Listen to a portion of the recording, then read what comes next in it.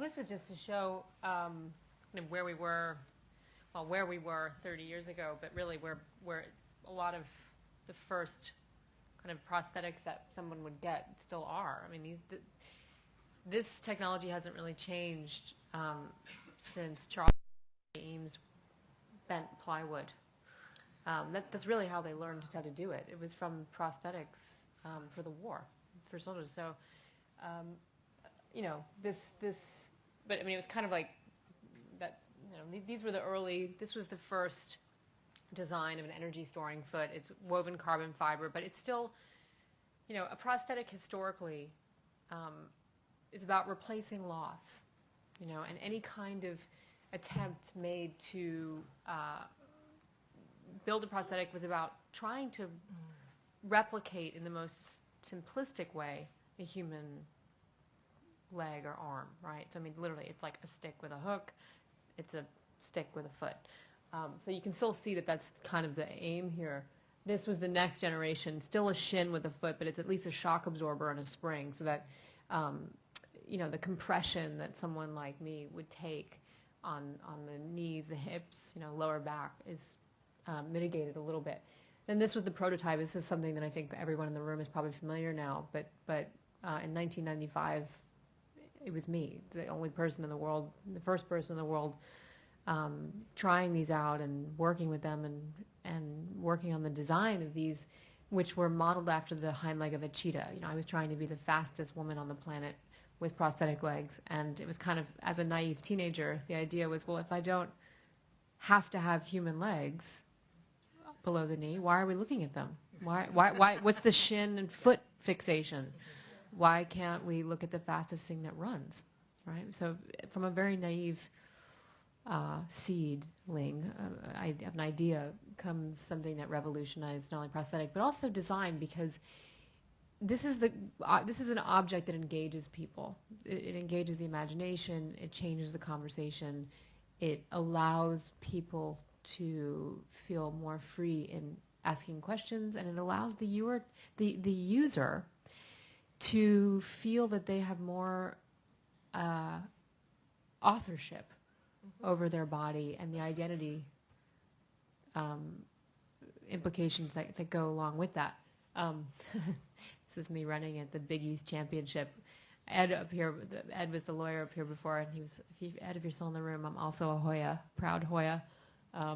Me running against like the next FloJos of the world right before my leg came off, 180 meters into the 100-meter race, which was not fun. That was me setting a world record in the long jump. To this day, I still have to sit on one side of my behind because of landing wrong in a sand pit with those legs. They acted like skis, and my tailbone took the brunt of it. This is Coney Island. Who'd have thunk it? Do you know what I mean? The beauty of Photoshop. Incredible. Broken, you know, like beer cans and bottles are just gone. And it was December. This was December. Really There was cold. somebody right off, you know, out of frame with like a, you know, holding a blanket. And then this happened right after my first TED talk in 1998, which I had nothing prepared. You know, TED, it's become a different animal, TED. Right now they go online and they're shared with the world, which is extraordinary. Back then, you know, it was a free ticket to Monterey, California, and I had a history exam on Friday, and I was like, I don't want to do that. I'm going to take this ticket to California. And this kind of started everything, because, you know, traditionally, International Design, this magazine, had, I think it was the first human on the cover. I mean, it was like, you know, Jonathan Ives' new iMac, or Philippe Starck's new chair. So the idea that, I think what really happened at that TED conference was this very direct humanizing of who designers design for, and the fact that, like, you know, with the internet and this rapidly changing landscape of the interconnectivity of knowledge and experience, people's, you know, the hacking that happens in your workshop, in your garage, in your basement, doesn't die with you. You know, it's shared. So this, I think, was definitely a seminal moment, and it was a great graphic designer, Peter Saville, had a profile in that magazine, and he gave that cover to Alexander McQueen and Nick Knight, and it kind of, you know, started another adventure where I realized after this success with Running Legs that I had been historically talking to the wrong people. You know, I was talking to people with medical background about my legs, who were trained to think of me in terms of this loss, you know, and the need to replace loss and what would never be there and what could never happen. And, you know, then you go to a guy who worked at Madame Tussauds Wax Museum, and he's not thinking of loss, he's thinking of opportunity. And that, you know, started a whole other adventure, especially, again, as a young woman, you know, conversations around body image. I mean, everything we see in advertising, certainly geared towards women, is manipulated anyway, and full of prosthetic in other in other ways. Shopping in other ways, it looks the same. Yeah. So this was this idea of kind of exploring with Alexander McQueen, what is fashionable? You know, what is fashionable? And actually, I remember when this came out in 1998, September of 1998. I remember being on the Upper West Side in a bookstore, not a bookstore, like a deli with, you know, magazine stand, and some guy was in there with his girlfriend, and that was there, and he said, "Dude, look how they photoshopped those legs onto her, man." And I was like, that's me, and that's real, you know? And, you know, so again, it was just, it started to be fun. These are hanging, this is in the Tate in London. Again, this is just, you know, playing and kind of creating, the idea of creating an opportunity to, you know, explore something that had sort of a morose context in our society as something that could be covetable, beautiful, at the very least a starting point for a conversation about a shared human experience, because this idea of otherness is, I think, we're rapidly understanding that it's what everyone always thought was other, whether it's the LGBT community, disabilities, you know, it's us. It's us, it's we. And certainly when it comes to something like, I mean, those were hand carved out of ash that Alexander McQueen made. That was in the Met 2 years ago. You know, again, that really kind of sealed the deal on having people who never in a million years would have said, I kind of wish I had prosthetic legs so I could have Alexander McQueen make them for me. So I could wear those shoes. So I could wear that, yeah. Wear those boots, and, you know, pick your height and have ankles that you wouldn't have genetically inherited, which my grandmother reminds me all the time. I would have never inherited. I mean, this is like, you know, so I'm a very tame sort of 5'8" and a half, 5'9" today, but this, you know, I have legs that make me very tall. And this was a project, took over 2 years really to film, but Matthew Barney, you know, the exploration, again, this was actually filmed, that was shot in the Guggenheim, as I'm sure you can tell. But these legs were, everyone thinks they're glass. They're optically clear polyurethane, which is a bowling ball material, basically. It's 10 pounds, very heavy. That's a close-up there. I think those are in the Chicago Museum of Art now. But, you know, the functionality of, I mean, I don't know here who in the room got to see this Cremaster, but occasionally was playing it. Two people were like, yes, that was me. God, what an athletic feat, right? To sit through 3.5 hours of no dialogue. I had the one word in the film. But these were legs that Matthew cast in soil with potatoes and a root system growing in it and beet greens growing out of the top, if you can see. with an amazing, it's incredible, this big gold toe at the bottom that I had to use because in this Celtic mythology of Finn McCool, who's kind of a legend, well, not even kind of a legend in Ireland, like a legendary hero, a fictional hero, weaving the tartan for the McCool clan. So I actually had to learn how to spin yarn and weave a 5-finger braid on this.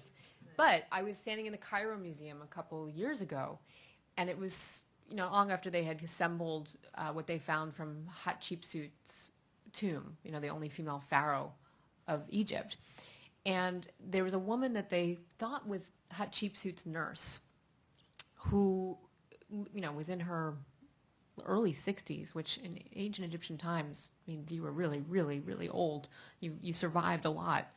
And she had lost her big toe on her right leg. They think to basically diabetes. And she had a prosthetic gold. It was gold and linen. The linen was dipped repeatedly in gold. And I sat there looking in this glass sarcophagus.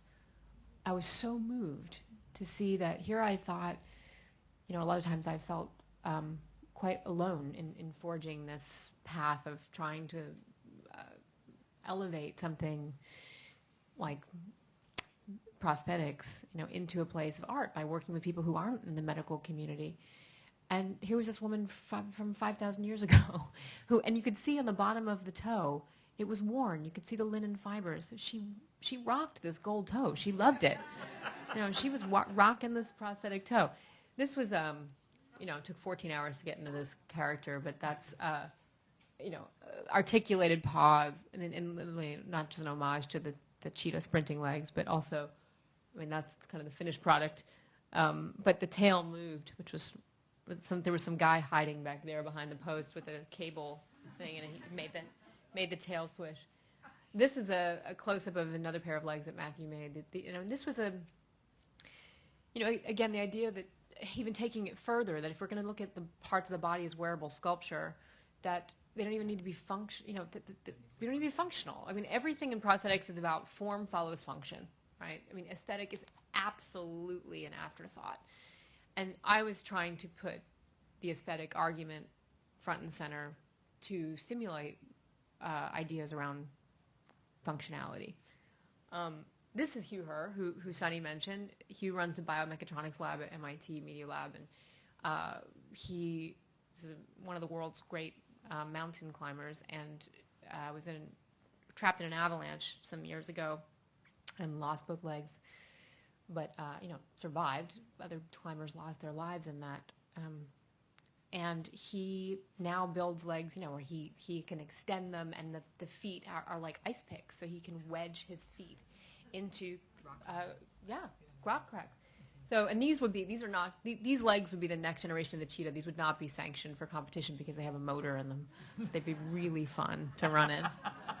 And these are the legs that Hugh has designed with his company iWalk. They're called the Biome. It's a bionic leg. So bionic technology recognizes biological function and then augments it. So when I have that's a battery pack in the back, which they're trying to streamline this look, and I kind of love this sort of winged Mercury thing that's happening with these legs. So and literally there was a horrible Caucasian, I put that in nasty quotation marks because it's like the color of Big Bird, foot shells that were on these gorgeous things, like hiding all that. I cut them off.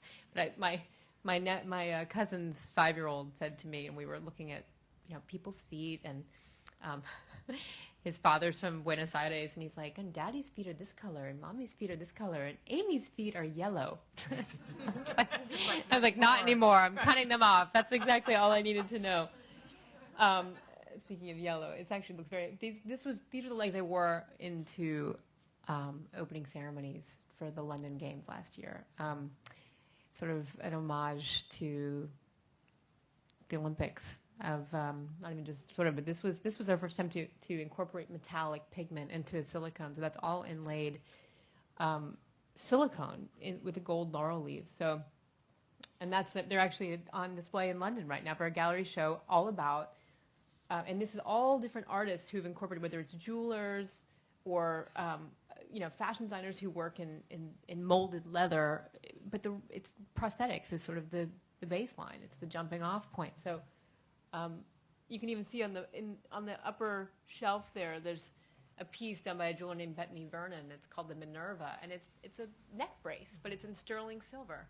And if you're going to have to wear something from whatever it was that was horrible enough to have to make you wear a neck brace, have it be beautiful. Have it be a piece of jewelry. So I mean, this is something that I think is,